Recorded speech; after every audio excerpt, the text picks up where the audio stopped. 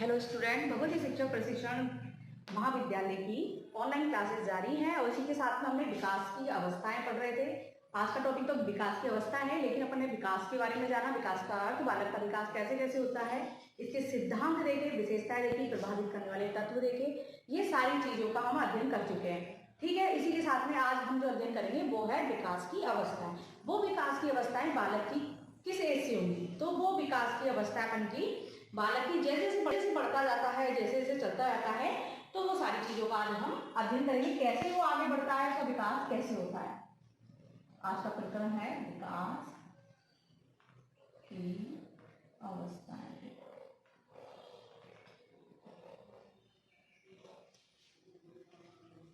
Okay, आज का पहला प्रकरण है विकास की अवस्थाएं। इसी के साथ में अपन देखते हैं कि प्रत्येक बच्चे के जीवन तथा विकास को विभिन्न अवस्थाओं में बांटा जाता है, यानी प्रत्येक अवस्था में बालक की कुछ ना कुछ विशेषताएं होती है।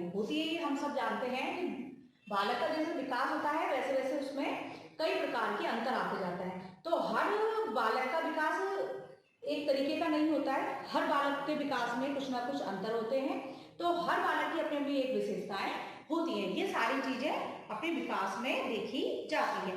तो प्रत्येक बच्चा एक अवस्था से दूसरी अवस्था में क्रमबद्ध रूप से गुजरता है। किसी विशेष अवस्था में विशेषताएं इतनी अधिक प्रभावशाली होती है, कैसे प्रभावशाली होती है कि वे उस अवस्था का व्यवहार ही समझ ली जाती है। परंतु ये हम नहीं कह सकते कि उस अवस्था में गुजरने वाले प्रत्येक सामान्य बच्चे में सभी बच्चे वही विशेषताएं अपने पास रखते हो, लेकिन हर बच्चा जो अपनी अवस्थाओं से गुजर रहा है तो सभी बच्चे की विशेषताएं अलग अलग होंगी और उनका जो व्यवहार होता है उससे अपन उस विकास का अंदाजा नहीं लगाया जा सकता कि व्यवहार से इसकी विकास किस प्रकार से हुआ, किस प्रकार से नहीं हुआ।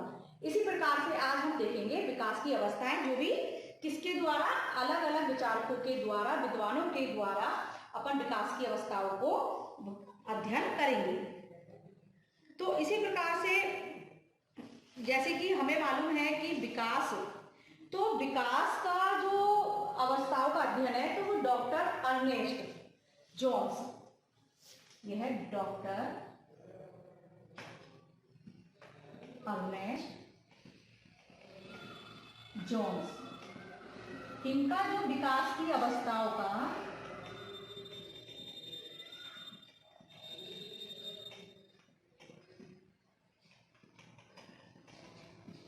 जो दी गई है वो इनकी सबसे ज्यादा उपयोगी मानी गई है, ठीक है। सबसे ज्यादा उपयोगी अर्नेस्ट जोन्स की मानी गई है। बाकी कई विचारक हैं जिन्होंने कई प्रकार से बांटा है। कैसे कैसे बांटे, अपन सभी के जो विचारक हैं उनके अनुसार अपन इनके वर्गीकरण को देखेंगे। जैसे कि हरलोक का है, सेले का है, पॉल का है और ये अपन डॉक्टर अर्नेस्ट का। तो ये सारे विचारकों का हम आज अध्ययन करेंगे कि व्यक्ति का या फिर बालक का विकास किस प्रकार से होता है। तो पहले अपन देखते हैं अर्नेस्ट का। अर्नेस्ट का देखेंगे, डॉक्टर अर्नेस्ट जोन्स, सेल,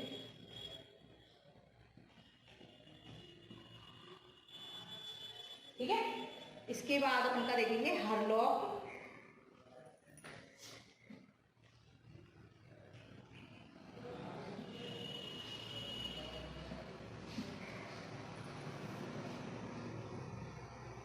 और रोस।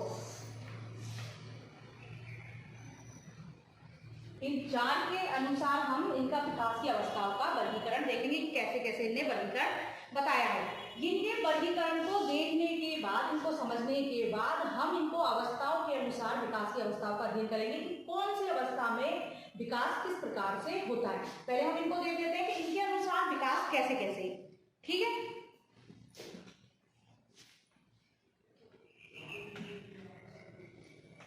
तो इनके अनुसार है, अर्नेस्ट जोन्स के अनुसार है, वो है शैशव अवस्था,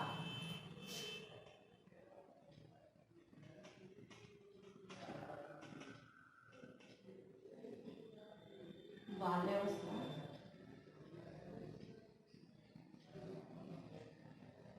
तीसरा है किशोरावस्था,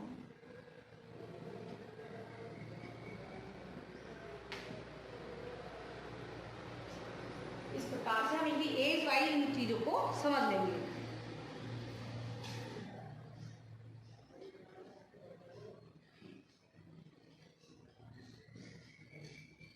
अब शैशव शिशु की जो अवस्था है वो किस उम्र में होती है? वो होती है शिशु की, इन्होंने बताई है, जो अर्नेस्ट जॉनसन का उपयोगी माना जाता है। तो इनकी जो अवस्था बताई है वो जन्म से, कहां से बताई गई है? जन्म से 5 या 6 वर्ष। ठीक है, शैशव अवस्था अर्नेस्ट जॉनसन के अनुसार 5 या 6 वर्ष। इसी प्रकार से जो बाल्यावस्था है वो है 5 या 6 वर्ष से 12, 5 या 6 वर्ष से ज्यादा। ठीक है, तो बाल्यावस्था बताइए 5 या 6 वर्ष से ज्यादा, यानी ज्यादा का मतलब 12 वर्ष तक अपन लिख सकते हैं, 12 वर्ष लिख सकते हैं ज्यादा की जगह 12 वर्ष। इसी प्रकार से किशोर अवस्था बताएंगे वो है 18 वर्ष। ठीक है, और प्रौढ़ अवस्था, जो प्रौढ़ अवस्था है वो अपन की बताई गई है 18 वर्ष के बाद। तो ये 12 वर्ष में खत्म हुई, तो 12 से ये 18 हो गया, और ये प्रौढ़ अवस्था 18 वर्ष के बाद। तो ये वर्गीकरण हो गया अर्नेस्ट जोन्स के अनुसार। शैशवावस्था है जन्म से 5 या 6 वर्ष तक, बाल्यावस्था है 5 या 6 वर्ष से 12 वर्ष तक। ठीक है, किशोर अवस्था है 12 से 18 वर्ष, और प्रौढ़ अवस्था है 18 वर्ष के बाद। फिर हम सभी का निचोड़ निकालेंगे, जो फैक्ट में है वो सारी चीजों को हम देखेंगे। अब सेले के अनुसार है 1, 2,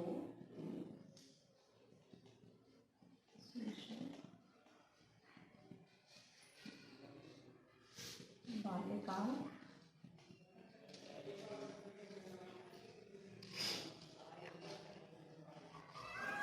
किशोर अवस्था।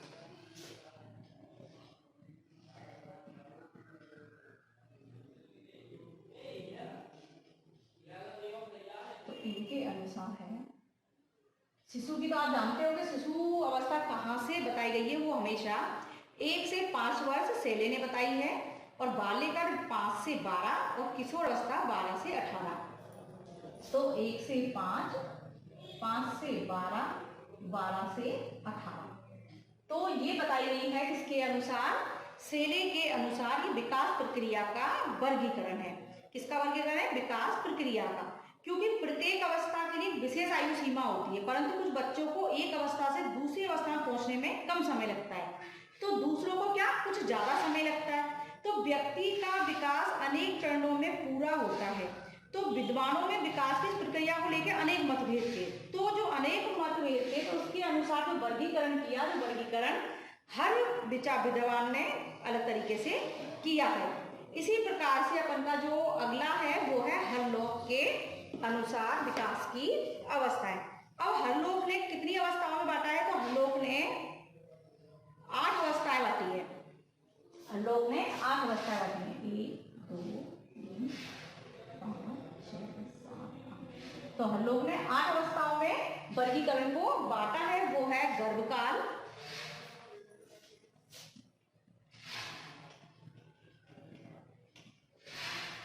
तो गर्भकाल तो मालूम है कब से होगा? तो गर्भकाल है तो वो गर्भ से जन्म तक होगा,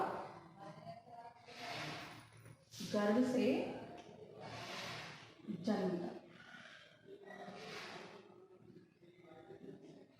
ठीक है, इसी प्रकार से शैशव अवस्था है, सारी अवस्थाएं हैं, तो इतनी अवस्थाएं अलग अलग उसमें बांटा है। इस प्रकार से हरलोक का हम वर्गीकरण देख रहे हैं।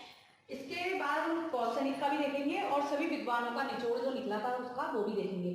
तो इस प्रकार से हरलोक का जो है वो है गर्भकाल से, यानी गर्भ से जन्म तक, यानी गर्भ से जन्म तक, जब बच्चे की भ्रूण अवस्था होती है, भ्रूण से चालू होती है, वहां से हरलोक ने बताया है कि गर्भ से जन्म तक, जब तक बच्चे का जन्म नहीं हो जाता है, जो 9 महीने का जो टाइम होता है, उस टाइम के बीच का है गर्भ से जन्म तक गर्भकाल माना गया है। दूसरा है जो है शैशव अवस्था। तो शैशव अवस्था जो बताई गई है वो जन्म से 14 दिनों की अवस्था है। यानी जन्म के बाद 14 दिन की जो अवस्था है वो हरलोक ने शैशव अवस्था बताई है। इसके बाद जो बताई है तो वो बचपन बताया है, यानी 2 सप्ताह से चालू होकर 2 सप्ताह से स्टार्ट होकर कहाँ तक बचपन बताया है, 2 वर्ष तक, यानी 2 सप्ताह से चालू होगा और 2 वर्ष तक। इसी प्रकार से जो पूर्व बाल्यावस्था, यानी बालक जो अपनी अवस्था में आता है स्टार्टिंग से, तो उन्हें पूर्व बाल्यावस्था बताई है जो है अपनी 3 से 6 वर्ष तक। कितनी रही पूर्व बाल्यावस्था, 3 वर्ष से स्टार्ट होगी और 6 वर्ष तक वो रहेगी। ठीक है, तो 3 से 6 वर्ष बताया है पूर्व बाल्यकाल की स्टार्टिंग। ठीक है, इसके बाद जो उत्तर बाल्यावस्था है वो बताई है 6 से 14 वर्ष। यानी पर जानते हैं कि बाल्यकाल कब से बताया है, तो किसी ने 5 से 12 बताया है, तो किसी ने 5 या 6 वर्ष से 12 वर्ष तक बताया है। ठीक है, तो हम भी जानते हैं कि बाल्यकाल कैसे होगा, लेकिन हरलोक ने जो अपना आज उसमें बांटा है विकास की अवस्थाओं को, जो वर्गीकरण किया है, वो उसमें अपने पूर्व बाल्यावस्था 3 से 6, उत्तर बाल्यावस्था 6 से 14।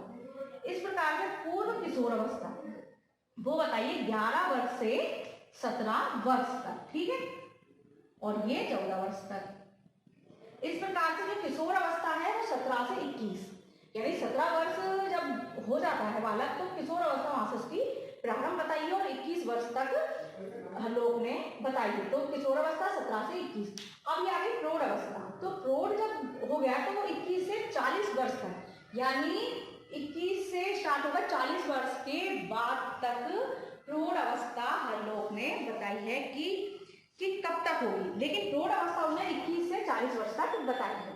तो ये हरलोक का वर्गीकरण हो गया। इसी प्रकार से रोस जो विद्वान है, रोस उनने बताइए शैशव अवस्था जो है 1 से 3 वर्ष तक बताई है, यानी 1 वर्ष से प्रारंभ होकर 3 वर्ष तक चलती है। इसी प्रकार से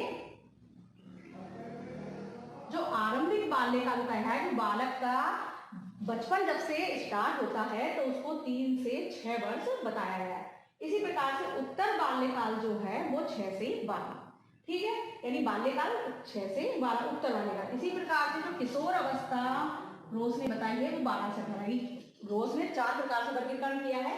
इसी प्रकार से हमने देख लिया 4 विद्वानों के अनुसार विकास की अवस्थाओं का वर्गीकरण देख रहे हैं। तो अर्नेस्ट जोन्स जो है इनका उपयोगी माना जाता है, क्योंकि इन्होंने एक सही ढंग से 4 अवस्थाओं में उसको विभाजित किया। शैशव अवस्था यानी शिशु की जो अवस्था प्रारंभ होती है वो जन्म से 6 वर्ष तक रहती है, 5 या 6 वर्ष तक। ये सभी अपन भी जानते हैं कि अपन शिशु की अवस्था कब तक कहते हैं। ठीक है, तो शिशु अपन अधिकतर ये मानते हैं कि जन्म से प्रारंभ होता है और 6 वर्ष तक उसका बढ़ता है। इसी प्रकार जो बाल्यावस्था 5 या 6 वर्ष से 12 वर्ष तक, यानी 5 या 6 दोनों में से कुछ भी हो सकता है, और 12 वर्ष तक। और किशोर अवस्था 12 से 18, प्रौढ़ अवस्था 18 वर्ष के बाद बताइए। तो ये अपन के 4 विचारकों के अनुसार हो गया। और विचारकों विद्वानों के अनुसार देखते हैं कि किस प्रकार से विकास की अवस्थाओं को वर्गीकरण किया गया है। तो ये सारी चीजें अपन की जो जोन्स है, सेले है, हरलोक, रोज, तो ये अवस्थाओं को अपने कंपटीशन में भी क्वेश्चन आते हैं अवस्थाओं के बारे में कि किसने कितनी उसमें वर्गीकरण किया है। तो ये सारी चीज उसमें ये है, तो ये मोस्ट भी है, आपके आगे काम आएंगी ये सारी चीजें। तो इसलिए मैं आपको वर्गीकरण बता रही हूँ, और आपका जो सिलेबस है उसमें भी अवस्थाओं का वर्गीकरण है। इसी प्रकार से अब हम आगे कौल सैनिक के अनुसार और जो विद्वानों का जो निचोड़ है, जो प्रकरणों पर चर्चा की गई है, उन सभी का हम अध्ययन करते हैं। तो इसी प्रकार से अब हम कौल सैनिक के अनुसार और देख लेते हैं कि कौल सैनिक ने वर्गीकरण को कैसे बांटा है। कौल सैनिक के साथ उसमें वर्गीकरण क्या है, हम इसी के नीचे देख लेते हैं, इसको यहां करके।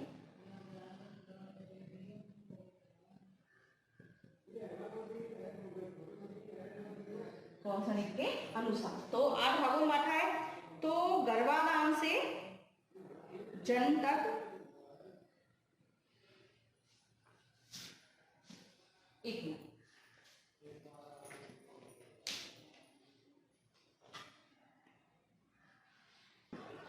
तो ये सारी अवस्था कौल सैनिक के और ये विभिन्न विद्वानों के अनुसार है। तो हमने अर्नेस्ट का देख लिया, रोज का देख लिया, सेले देख लिया, कौल देख लिया।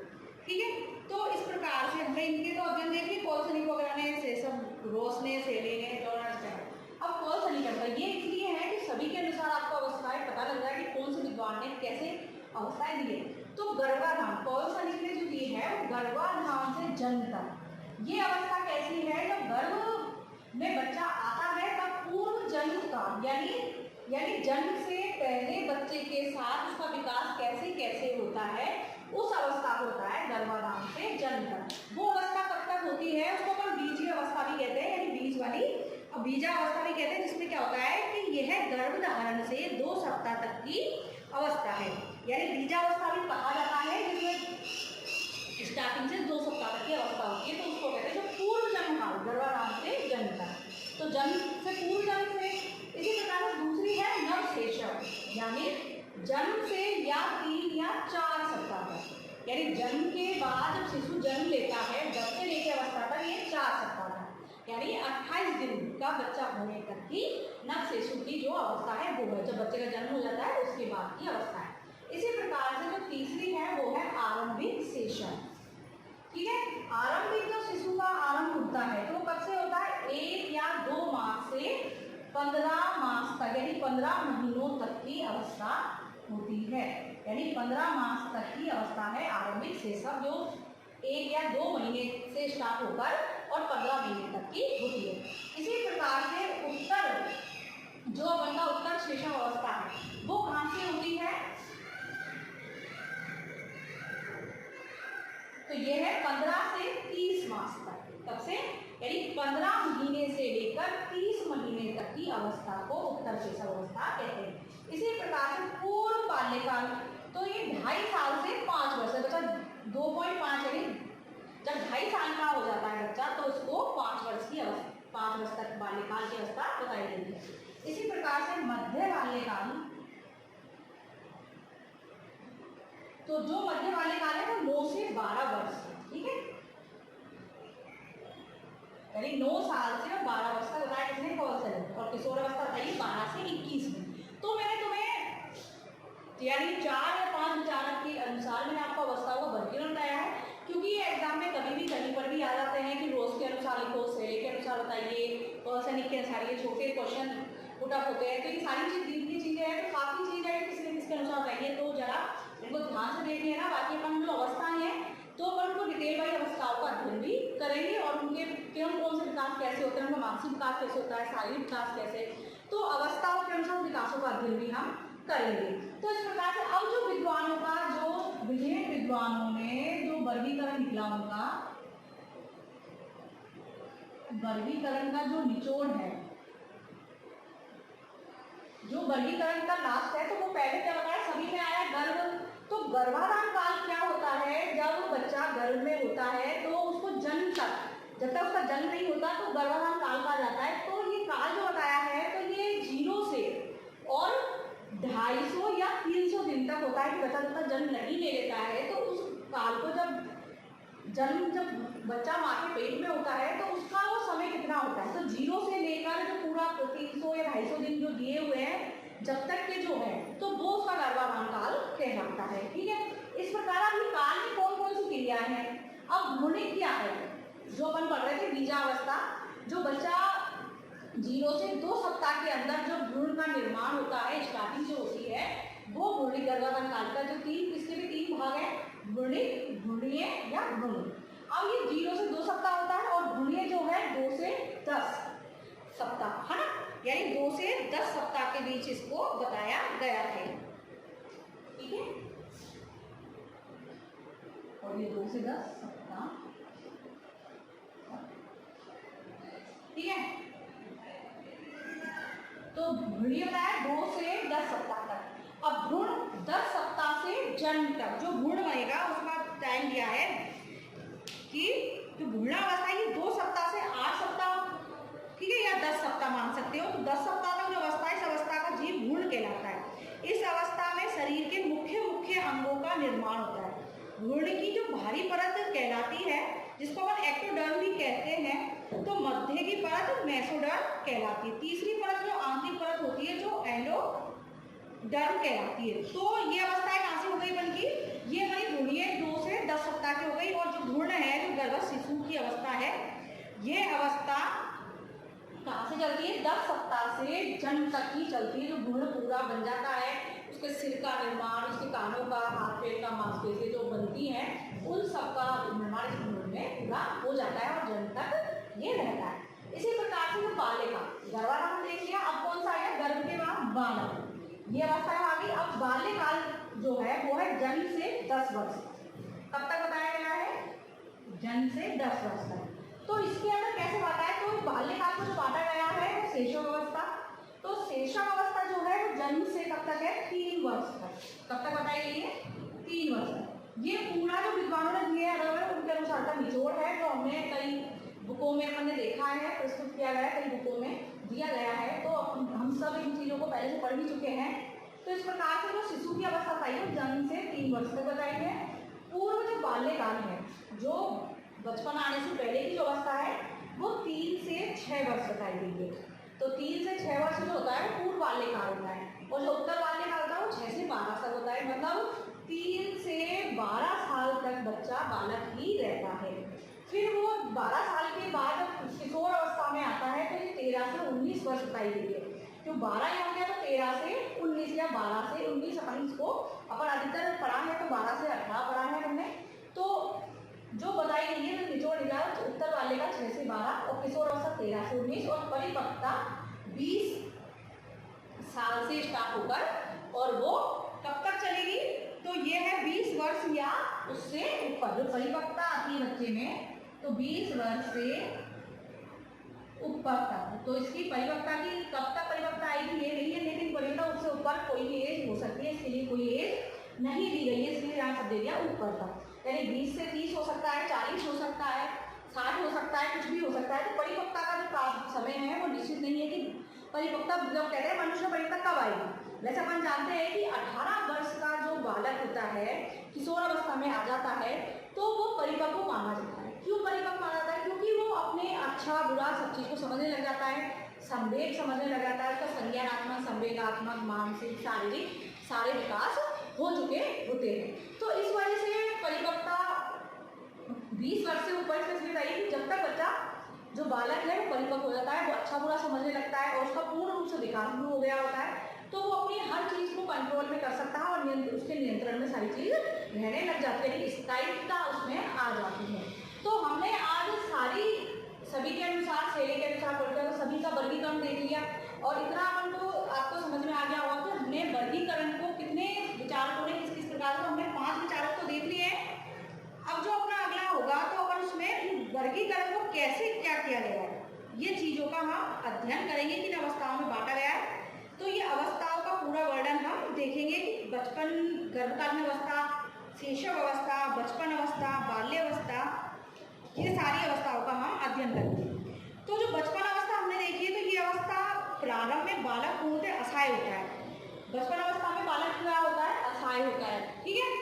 तो बचपन होता है कि उसको वो बचपन में क्या करता है कि बालक जो होता है वो दूसरों पर निर्भर होता है। जो बचपन की अवस्था है तो बालक में माता पिता पे होगा या किसी ना किसी पे वो डिपेंड होगा, क्योंकि उसको खाने पीने हर चीज़ के लिए, कपड़े पहनने हर चीज़ के लिए किसी न किसी की आवश्यकता होती है और बालक वो दूसरों पर निर्भर होता है। तो इसलिए अपन बचपन कहते हैं। बचपन में पूर्ण रूप से बालक अपने माता पिता पर या फिर कोई संरक्षक पर या अभिभावक पर डिपेंड रहता है, निर्भर रहता है। और शिशु का हो जाते हैं, शिशु की तो मतलब शिशु जो वातावरण के साथ समायोजन करता है। शिशु है तो मालूम है कि सब वो चलने फिरने हर चीज़ के लिए उसको किसी की सहारे की जरूरत पड़ेगी। तो शिशु होता है और बचपन दूसरों पर निर्भर होता है। इसी प्रकार से जो किशोर अवस्था होती है, तो किशोर अवस्था को अपने एक संघर्ष और तूफान की अवस्था भी कहा जाता है। क्यों कहा जाता है? क्योंकि इसमें बच्चे के विकास कई प्रकार के परिवर्तन आते हैं उसके, और वो दूसरों से एडजस्टमेंट नहीं बैठा पाता है, इतने परिवर्तन आते हैं वो नहीं समझ पाता है परिवर्तन क्यों है, कैसे है। तो इन चीज़ों को सब किशोर अवस्था के अंदर संघर्ष तूफान का काल भी कहा गया है कि इसमें बच्चे की भार हर चीज़ में परिवर्तन आता है। तो हमने ये सारी अवस्थाएं देखी, ये निचोड़ देख लिया विद्वानों द्वारा जो आपके बुकों में इनमें बताया गया है, वो सारी चीज़ देख ली। तो हम वर्गीकरण आज हमने अध्ययन कर लिया और कल हम इन सभी का विकास देखेंगे कि इनका कौन कौन सा उसमें विकास कैसे कैसे होता है। तो आपको वर्गीकरण समझ में आ गया होगा। इसी के साथ में जितने भी विद्वानों ने वर्गीकरण किया, शैली ने किया, कौशैनिक ने किया, या फिर हरलॉक ने किया है, अर्नेस्ट जेम्स जोन्स ने किया है। ये सारे वर्गीकरण है यहाँ पे लिखा है, सभी ने अलग अलग अवस्थाओं में अलग अलग प्रकार से बांटा है। लेकिन कई विद्वानों ने 3 ही अवस्थाओं को मेन बताया है, जिसमें है शिशुअवस्था, बाल्यावस्था, किशोरावस्था। इनका वर्गीकरण अधिकतर ज़्यादा विद्वानों ने किया है, तो हम वर्गीकरण देख चुके हैं। और अगला जो हमारा जो वीडियो बनेगा विकास की अवस्थाओं में, तो हम इसमें विकास की अवस्थाओं में उनका विकास देखेंगे, उनका विकास कैसे कैसे होता है। तो अगले टॉपिक्स में हम अध्ययन करेंगे। इसी के साथ में धन्यवाद।